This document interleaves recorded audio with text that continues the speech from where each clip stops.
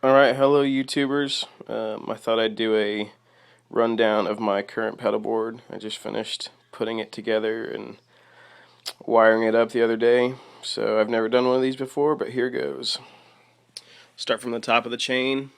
This is the original Ernie Ball volume pedal, not the junior. I know a lot of people say you get tone loss when you do the tuner out, but I've never noticed it with the original, the big one.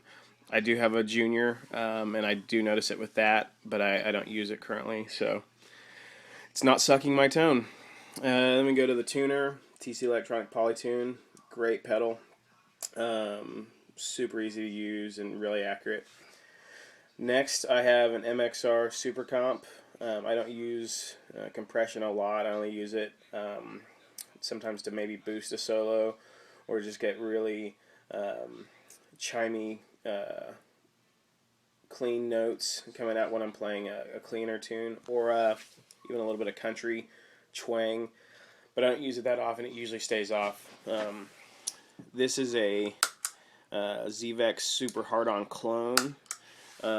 Works great. I usually keep the knob right there, and this is my main drive whenever I'm using something with thinner pickups, like a Strat. I just keep this on and then drive the amp and get most of my tone through that. Next we'll go down to what's next in the line, and that's a Visual Sound Route 66. This is the original. I don't use the compression side at all. I only use the drive side, and I use this for stuff with thicker pickups, like humbuckers, so like P90s and regular 57s on my Les Pauls, stuff like that. You can see I don't push the drive all that much because the amp's driven somewhat, and that's kind of the perfect setting for what I do. I also keep the bass boost off. So next we start getting into the kind of the effects side of my rig. Got the Pog 2, does the organ sounds, the high harmonics.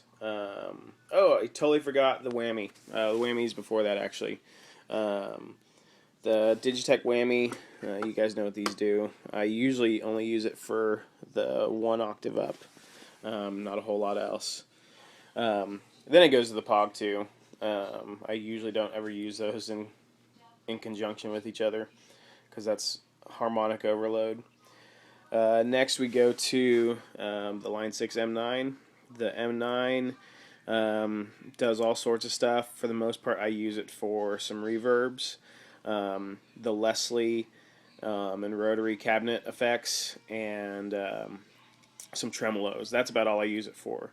And then I have it hooked up to the expression pedal. I'm a little surprised at how tough this expression pedal is, considering it's made out of plastic, but they actually do stand up pretty well. Then over here we've got the Eventide Time Factor. Absolutely the best delay I've ever used. It's a little complicated to get to learn, but once you learn it, it's worth every penny. Absolutely the cleanest sounding delay. I had a DL4 and it colored the tone so much. This, you can hear the guitar's tone. You can hear if it's a Strat. You can hear if it's a Les Paul loaded with humbuckers. The tone comes through, and then you get these great effects. It's got the best tape echo next to a memory man you can find.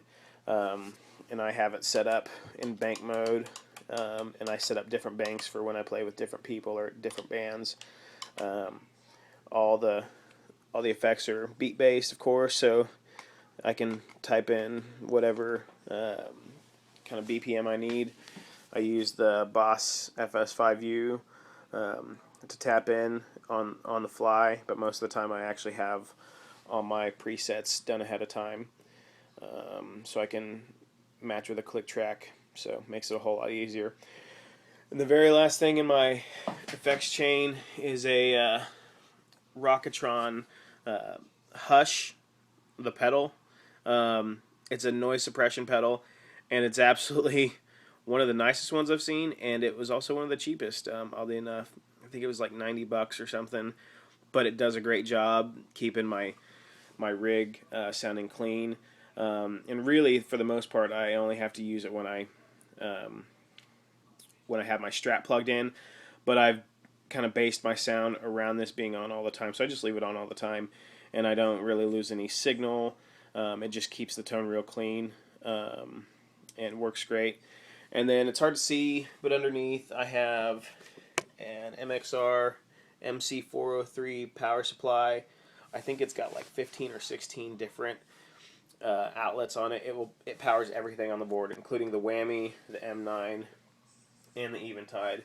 And you guys probably know from experience that the whammy is a pain in the butt to power, but this thing works great and powers everything. It's super clean, no excess noise, super easy to wire up.